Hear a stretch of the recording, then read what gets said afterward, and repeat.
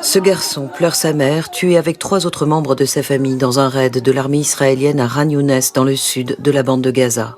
L'épouvante, le désespoir, la mort au quotidien et la fuite perpétuelle dans une prison à ciel ouvert.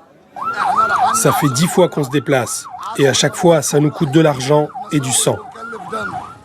L'armée israélienne vient d'ordonner l'évacuation de Khan Younes et de l'est de Rafah, soit une zone de 117 km² que doivent quitter plus de 250 000 personnes.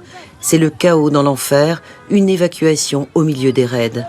C'est l'appel au déplacement le plus important depuis octobre, mais où aller ? Le nord en ruine, dont Gaza City, est à nouveau visé car Tsahal y affronte des cellules du Hamas qui s'y seraient reformées.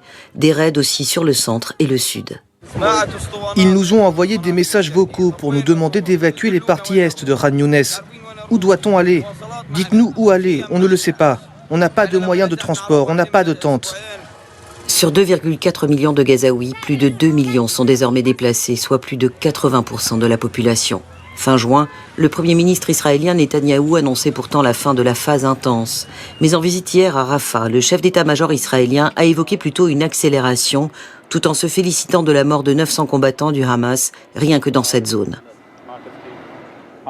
L'effort actuel et la raison pour laquelle nous travaillons ici pour une semaine encore et au-delà se concentre sur la destruction des infrastructures de surface et souterraines, ce qui demande du temps. Hier, au Conseil de sécurité des Nations Unies, Sigrid Kaag, en charge de la coordination humanitaire et de la reconstruction de Gaza, a réclamé une nouvelle fois un cessez-le-feu immédiat. Mais l'abîme appelle l'abîme. À l'horreur de la guerre s'ajoute le business des gangs armés. Selon une enquête du Financial Times et du quotidien israélien Haaretz, certains monnaient même le droit de planter une tente, de retirer de l'argent ou d'acheter du pain.